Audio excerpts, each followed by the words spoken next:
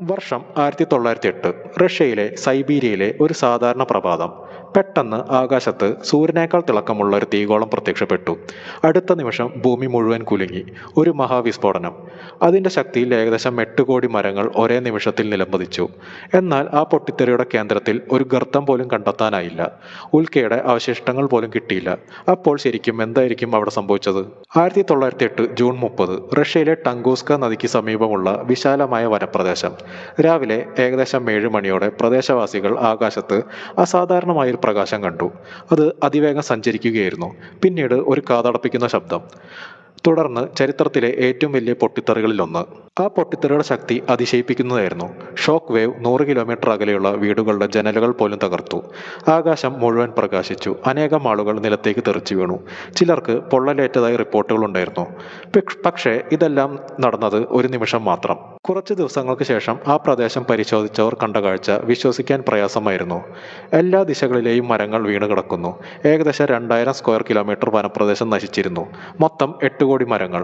പക്ഷേ പൊട്ടിത്തെറി നടന്നതായി കരുതുന്ന കേന്ദ്രഭാഗത്ത് ചില മരങ്ങൾ ഇപ്പോഴും നേരെ നിൽക്കുന്നുണ്ട്, ഇലകളില്ലാതെ കരിഞ്ഞ നിലയിൽ. ഇത്ര വലിയ പൊട്ടിത്തെറിയാണെങ്കിൽ ഗർത്തം എവിടെ? ഉൽക്കയുടെ അവശിഷ്ടങ്ങൾ എവിടെ? തിരച്ചിൽ തുടർന്നു. പക്ഷേ ഒരൊറ്റ വലിയ ഉൽക്കയുടെ അവശിഷ്ടം പോലും കണ്ടെത്താനായില്ല. അതാണ് ഈ സംഭവത്തിനെ ലോകത്തിലെ ഏറ്റവും വലിയ ദുരൂഹതകളിൽ ഒന്നാക്കി മാറ്റിയത്.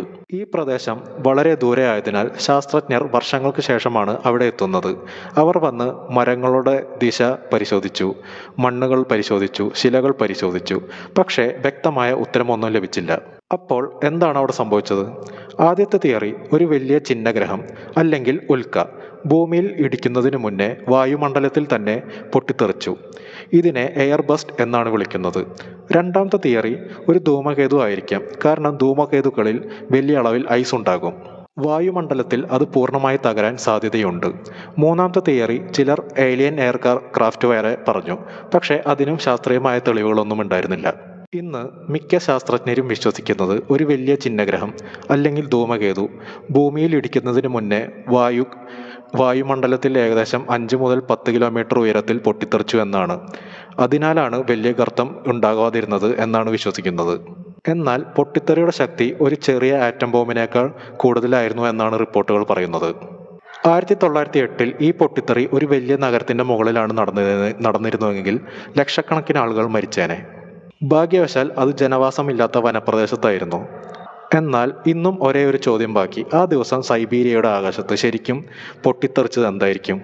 നിങ്ങളുടെ അഭിപ്രായം എന്താണെന്ന് കമൻറ്റ് ചെയ്യുക. അതുപോലെ ചാനൽ ആദ്യമായിട്ടാണ് കാണുന്നതെങ്കിൽ സബ്സ്ക്രൈബ് ചെയ്യാൻ മറക്കരുത്. അതുപോലെ ഫ്രണ്ട്സിനും ഷെയർ ചെയ്യുക. അതുപോലെ നാളെ ഞാൻ മറ്റൊരു വീഡിയോ ആയിട്ട് വരുന്നതായിരിക്കും.